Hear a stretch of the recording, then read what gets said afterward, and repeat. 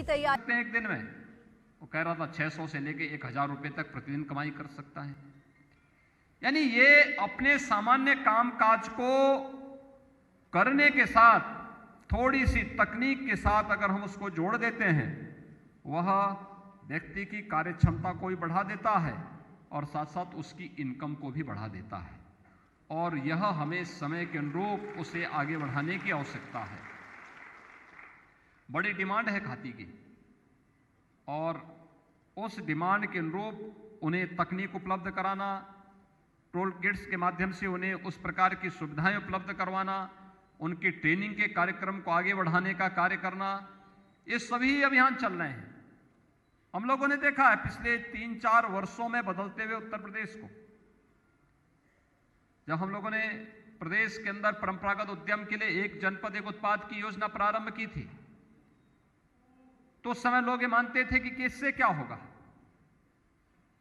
आज मैं देख रहा था भारत सरकार की देश के अंदर अनएम्प्लॉयमेंट की यानी बेरोजगारी की दर क्या है, इस बेरोजगारी के दर के आंकड़ों को मैं देख रहा था।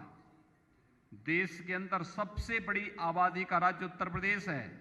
2017 में जब हम लोग आए थे तब प्रदेश के अंदर बेरोजगारी की दर 17 से 18% थी और आज प्रदेश के अंदर बेरोजगारी की दर घट करके मात्र 5% रह गई है। ये चीजें दिखाती हैं कि हमारे द्वारा प्रारंभ की गई योजनाएं प्रभावी ढंग से कार्य कर रही हैं। एक जनपद एक उत्पाद की योजना हो, विश्वकर्मा श्रम सम्मान की योजना हो, खादी के उत्पाद को एक ब्रांड बना करके आगे बढ़ाने का कार्य हो, माटी कला बोर्ड से जुड़े हुए उत्पाद हों, ये लगातार उसमें नई प्रगति आती हुई दिखाई दे रही है। माटी कला बोर्ड में अभी मुझे यहां मंच पर जो विभाग ने डाई बना करके मां लक्ष्मी जी की प्रतिमा को, कितनी दिव्य प्रतिमा बनाई है। मैं परसों माटी कला बोर्ड से जुड़े हुए जो हमारे बंधुगण हैं उनके एक सामाजिक सम्मेलन में मैं गया था। कितनी शानदार मूर्ति, गणेश लक्ष्मी जी की कितनी शानदार मूर्ति। अगर वे मूर्ति मार्केट में आए तो चीन अपना माथा फोड़ देगा, लेकिन उसकी मूर्ति एक नहीं बिकने वाली है, सब हमारे कलाकारों की मूर्ति बिकेगी। क्या सजावट थी, क्या दर्शनीय थी। तकनीक के साथ जोड़ करके शासन का थोड़ा सा संबल मिल जाए तो हमारा यह ब्रांड मार्केट में छा जाए और मार्केट में पूरा इनका अपना कब्जा दबदबा हो जाएगा। और इसी के लिए तो ये पूरे अभियान चल रहे हैं। मुझे प्रसन्नता है कि विभाग ने इस दिशा में कुछ अच्छे कार्यक्रम किए हैं, जिसमें अभी लाभार्थियों को पंडित दीनदयाल उपाध्याय खादी विपणन विकास सहायता योजना के चेक और ऋण के प्रमाण पत्र और राज्य स्तरीय पुरस्कार तथा पंडित दीनदयाल उपाध्याय रेशम उत्पादकता पुरस्कार वितरित किए गए हैं। जिन महानुभावों को ये पुरस्कार प्राप्त हुए हैं उन सबको मैं अपनी सरकार की ओर से हृदय से बधाई देता हूं, उन सब के प्रति अपनी शुभकामनाएं व्यक्त करता हूं। भाइयों बहनों, हम सबको इस बारे में ध्यान रखना होगा कि प्रदेश सरकार और भारत सरकार दोनों मिलकर के इस दिशा में बेहतरीन प्रयास कर रही हैं और उन बेहतरीन प्रयासों का परिणाम है कि विगत 4 वर्ष के दौरान 1,68,000 से अधिक लोगों को सीधे सीधे रोजगार उपलब्ध करवाने का कार्य किया गया और 21-22 में लगभग 50,000 लोगों को इस रोजगार के साथ जोड़ने का लक्ष्य रखा गया है। कोरोना काल खंड में भी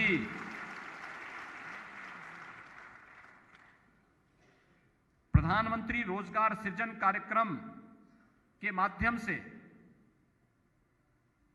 हम स्वदेशी के मंत्र को अपनाते हुए रोजगार सृजन का कार्य कर रहे हैं। मुझे लगता है कि यह अपने आप में लोगों के लिए कौतूहल और आश्चर्य का विषय होगा कि जब दुनिया कोरोना से त्रस्त है, दुनिया की बड़ी मंडी बढ़ा सकते हैं। कल मैं रूस के आंकड़े देख रहा था, रूस की जो आबादी है वह उत्तर प्रदेश की आबादी से कम है, लेकिन वहां पर कोरोना के कल 34,000 मामले थे, एक दिन में 34,000 मामले, और उत्तर प्रदेश में कोरोना के कल कुल 12 मामले थे।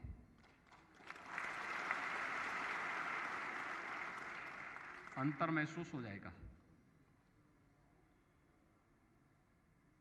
यानी ये जो जज्बा है, ये जज्बे ने ही इस सदी की सबसे भीषण महामारी का सफलतापूर्वक सामना करते हुए इस कार्यक्रम को आगे बढ़ाने का कार्य किया है।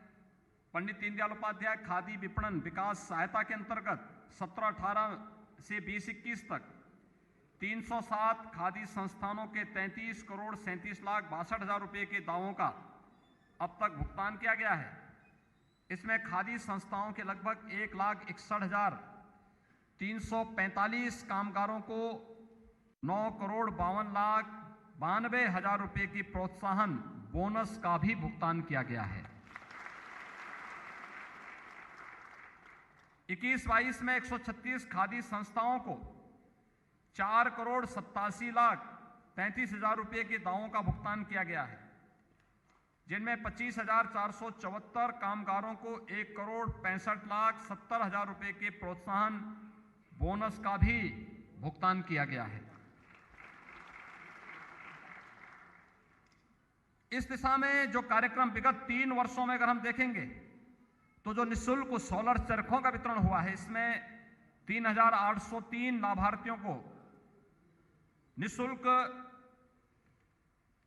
टूल किट्स जैसे सोलर चरखे, विद्युत चालित चाक, दोना बनाने जो पत्तल मशीन है, आधुनिक भट्टी, पगमिन वितरित किए गए हैं।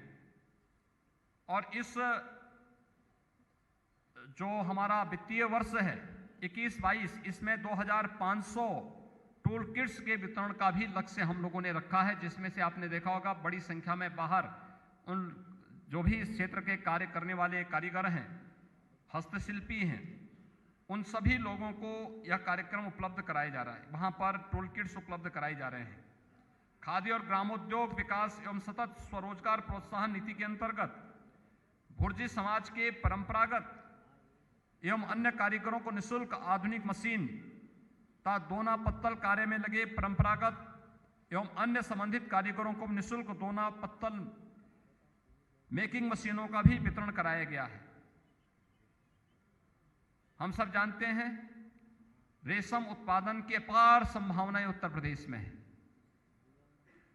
57 जनपदों के 3 प्रकार के रेशम का उत्पादन होता है, जिसमें मैदानी क्षेत्र के कार्य में लगे परंपरागत एवं अन्य संबंधित कारीगरों को निःशुल्क दोना पत्तल मेकिंग मशीनों का भी वितरण कराया गया है। हम सब जानते हैं रेशम उत्पादन की अपार संभावनाएं उत्तर प्रदेश में है। 57 जनपदों के 3 प्रकार के रेशम का उत्पादन होता है, जिसमें मैदानी क्षेत्र के 44 जनपदों में शहतूत रेशम, विंध्याचल और बुंदेलखंड के 13 जनपदों में तसर रेशम तथा यमुना जी के तटीय 8 जनपदों में एरी रेशम का उत्पादन होता है। हमारे मंत्री श्री सिद्धार्थनाथ सिंह जी जो कह रहे थे कि रेशम की खपत हमारे यहां 3,000 मीट्रिक टन है, जबकि उत्पादन मात्र 300 मीट्रिक टन है।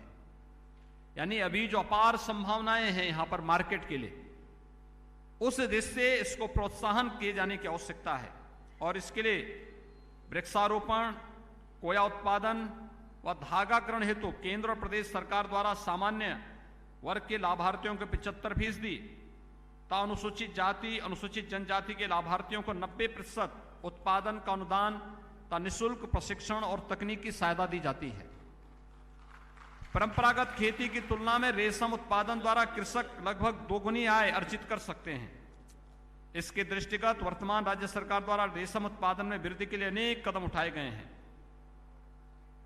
पूर्व में प्रदेश के लाभार्थी प्रशिक्षण के लिए राज्य से बाहर कर्नाटक, पश्चिम बंगाल, मध्य प्रदेश जाते थे। राज्य सरकार द्वारा 2018 में मिर्जापुर स्थित लौह पुरुष सरदार वल्लभ भाई पटेल राजकीय प्रशिक्षण संस्थान का निर्माण पूर्ण कराकर प्रशिक्षण कार्यक्रम भी प्रारंभ किया गया है। प्रदेश में कोई भी उन्नत किस्म की रेलिंग मशीन नहीं थी। वर्तमान सरकार द्वारा 2019 में जनपद पीलीभीत और बहराइच में एक रेलिंग मशीन की स्थापना कराकर प्रदेश में ही धागाकरण कराया जा रहा है। इस वित्तीय वर्ष में 13 और रेलिंग मशीनों की स्वीकृति प्रदान की गई है। ये मशीनें इसी वित्तीय वर्ष में ही स्थापित करने का लक्ष्य है। सौतूती रेशम में मुख्यतः 3 से 4 फसलें ले जा रही थी। उपरोक्त का अध्ययन और विश्लेषण का 2019 से प्रतिवर्ष इसे 5 से 6 फसलें ले जाने का भी प्रयोग किया जा रहा है। प्रदेश की जलवायु के अनुकूल अनुसंधान करने हेतु कोई केंद्र न होने के दृष्टिगत प्रदेश सरकार द्वारा केंद्रीय रेशम बोर्ड भारत सरकार की मांग पर लखनऊ में क्षेत्रीय रेशम अनुसंधान केंद्र की स्थापना हेतु 5 एकड़ भूमि उपलब्ध करा दी गई है। इस अनुसंधान केंद्र की स्थापना का कार्य भारत सरकार के स्तर पर विचाराधीन है और हम लोग प्रयास करेंगे कि विभाग थोड़ी पहल कर लेगा तो भारत सरकार से केंद्र अगर यहां मिल जाता है तो इससे बहुत बड़ी संख्या में रोजगार का सृजन होगा और किसानों की आमदनी को बढ़ाने में भी इससे काफी बड़ी मदद मिलेगी। भाइयों बहनों, आज के इस अवसर पर जब हम लोग इस खादी महोत्सव और सिल्क एक्सपो में यहां पर उपस्थित हुए हैं, ये दीपावली के ठीक पहले तक एक कार्यक्रम चलेगा। हमें अपने दैनिक उपयोग में इस कार्य को सुनिश्चित करना होगा। दीपावली के अवसर पर लोग गिफ्ट देते हैं, एक दूसरे को उपहार देते हैं और हमारी सरकार ने जैसे तय किया है, हमारे यहां कोई भी राज्य अतिथि आता है तो हम राज्य अतिथि को जो उपहार देते हैं वो उपहार देते हैं प्रदेश के परंपरागत उत्पाद से जुड़े हुए, वन डिस्ट्रिक्ट वन प्रोडक्ट से जुड़ी हुई, एक जनपद एक उत्पाद की किसी एक प्रोडक्ट को ही हम उन्हें उपहार स्वरूप देते हैं। और मुझे लगता है कि हम लोगों का प्रयास होना चाहिए कि हम अपने परिवार के किसी सदस्य को उसके जन्मदिन पर, उनके किसी मांगलिक कार्यक्रम में, उनके यहाँ किसी धार्मिक या आध्यात्मिक आयोजन के साथ या कोई मित्र को या कोई शुभचिंतक को कोई उपहार देते हैं तो उपहार स्वरूप हमें खादी देना चाहिए। खादी के वस्त्र या परंपरागत उत्पाद को ही हमें इसका आधार बनाना चाहिए। जो अपना है वही आपको सम्मान भी देगा और वही आपके स्वावलंबन का आधार भी बनेगा। ये खादी महोत्सव और रेशम एक्सपो, ये सिल्क एक्सपो सफलतापूर्वक यहाँ पर इसके आज़ादी के अमृत महोत्सव के लक्ष्य को सफलतापूर्वक आगे बढ़ाने में अपने लक्ष्यों को प्राप्त करें, इस विश्वास के साथ मैं इस पूरे एक पक्षीय यानी एक पक्ष का जो एक 15 दिन का जो एक कार्यक्रम है, इस पूरे अभियान के प्रति, इस पूरे महोत्सव के प्रति अपनी शुभकामनाएं देता हूं। आयोजकों को धन्यवाद देता हूं। बहुत बहुत धन्यवाद। जय हिंद। बहुत बहुत धन्यवाद माननीय, आपके प्रेरणादायी उद्बोधन के लिए।